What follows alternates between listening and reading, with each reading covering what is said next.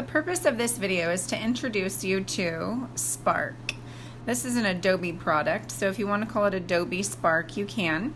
I'm going to model a small JPEG file. By starting, I will click right up here where you have the plus symbol. From here, I have a variety of different templates to choose from.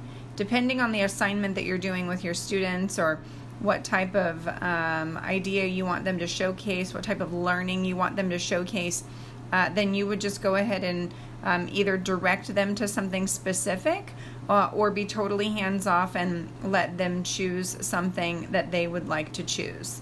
I'm going to come over here to where it says photo collage, and this is the sample that I'm going to demonstrate. In this project, I'm modeling what a child might do for example, a Mother's Day gift of some kind. The first thing I'm going to do is I'm going to come up here where it says My Post, and I'm going to name it. As a technology teacher, I'm going to have my students name their file based on what their actual name is. So I'm going to say that this is James, and then I'm going to avoid putting that last name in there and just put the letter T. I have a few reasons for doing this. At the close of this tutorial, I'm going to click on the download button, and then in my own technology session, I would then go into showing the students the process of uploading their finished projects so they can share them with me in Google Classroom. And in my opinion, it's really easy to locate the student's project when the projects are named by that child's name. Otherwise, I'm going to have 30 projects in my Google Classroom for that assignment, and the title of every single project is going to be My Post. I'm going to click right here on any picture. It really doesn't matter the order you go in, just choose one. And then I'm going to click on the little box right here that represents a picture. And you'll notice how the word replace pops up when I do that. When I click on that, I have the option of putting in free images over here. You actually have a few different options. You can pull from Google Drive or Google Photos or any of these other places over here. For the purpose of my lesson, I'm just going to have the students find free photos. So we're going to click right here, and again, this is going to be a Mother's Day project. So that disappeared when I clicked something, sorry. I'm going to erase national parks, and then I'm going to put walking. Maybe this child likes to walk with their mom, and I'm just moving this little scroll tool, or I'm using my fingers on the tree here. And once you've located an image that you like, go ahead, click on it one time, and then it will instantly deposit itself into that the same size and shape as the previous image. If I click one time on this image, I also have the liberty of coming through here and making some changes. If you want to colorize it, if you want it to have a matte finish, if you want to rotate the image inside that space, if you want to enlarge it, sort of zoom in, zoom out, you have a variety of different options that you can choose to stylize those images. I'm going to now repeat the process that I just did, and I'm going to click on the image right here. It's going to show me free images, and then I'm going to type in games. So maybe James likes playing games with his mom, so we're going to put chess in there. If you want to increase or decrease the border of the entire project, you can find that right here. If you want the individual cells to have a thicker, more expansive border in between them, you can make that adjustment here. If I click on the actual image here, and maybe I want to resize it, and then I can also adjust it inside of that box. I would recommend letting children know that it will snap back into position if they have moved it to a space where it's a little bit farther out or farther in on that particular box, which I think is a really nice tool. I'm going to click right here one time, For some reason I keep wanting to come over here to bring the image in, and that's incorrect because I want to replace it. So sorry I keep doing that. So maybe mom is great at baking. You can scroll through and find something that is pleasing to the eye, fits the format that you want. And maybe mom is great at taking pictures, and so maybe James and his mom take pictures together. So I'm going to try this again. Oh, so sorry about that. Keep wanting to highlight all of this and delete it, but it's not behaving well. So camera, James and his mom take pictures together. Let's use this one, and I'm going to change my mind. Let's head back here, and camera still is there. Let's do this one. I'm going to increase the size of that image, so click one time, increase that image. I'm going to slide it down. I'm going to see what my options are.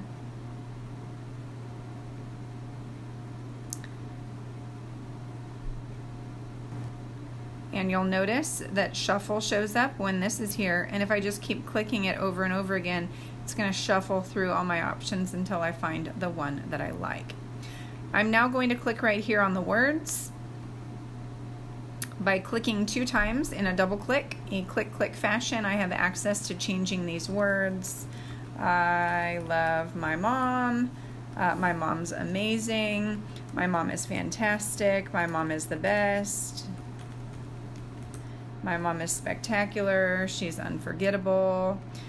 So whatever word, phrase, or sentence you want to put into spot right there, you can. By clicking right here, it says font family. You can click on each one of the fonts that you see in here. I would caution the children to stay away from clicking on every single font style.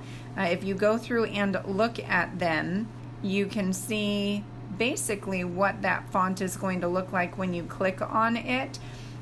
So I just, it may take the kids 5 or 6 or 7 or 12 different fonts before they have chosen the one that they love the best. If there's a little arrow next to it, then you have options. So this is the font style, but you can have it in heavy or you can have it in regular. Once you have chosen the font style that you like the best, then you can make even more adjustments to it. So I'm just going to leave it right there. I'm going to click back on here. Then you can have a secondary emphasis. So if you want specific words in the text to have a different sort of impact than you can, or darker than you can. If you want your text to take on a shape, then you can have a background shape to go along with it. I don't want a background shape at all. If you want specific effects to impact or enhance what you're doing, the distance that the shadow and the outline is, you can use that over there. If you want to change the color of your fonts, the shadow, the background, the outline, then you would come over here and you would choose those in this location. If I click in the light gray space over here, then what I was working on just a second ago to impact or emphasize or outline those, then it changes. When I'm back to this main screen over here and I click colors, with just the click of a button over here, I have over 30 different color swatches to choose from, and absolutely everything in my project is going to take on those colors. If I click on the little dropper right here, then I can choose from more colors, and I can change each individual color if I choose. If you're short on time, I would recommend that you not do that with your kiddos. It's up to you if you give your students time to work on that. Have them go through and choose whatever their favorite is.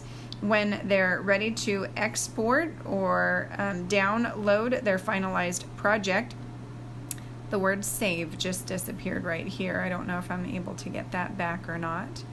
If I cancel, I don't want to actually delete it. I just wanted to showcase how the word save was up here. So now I'm going to model what it looks like to download the finalized project, verify that you've spelled everything correctly, that you like the pictures that you see in there, that the spacing, font, everything is crisp and beautiful, and then click the download button right here. When you click the download button one time, you're going to see that finalized project appear down here in your download bar. Just a moment ago, I worked on a project and I had Elizabeth's name on it, and I added a few more pictures to her project, but I used the same template, and Elizabeth is thankful that her mother does her homework with her. Elizabeth is thankful that her mother sings, and then there are 2 slinkies and some post-it notes in here, so mom has a sense of adventure. And then we have James, his project is located right here. In a different tutorial, you will learn how to upload those projects to Google Classroom. Thank you so much for paying attention to this project.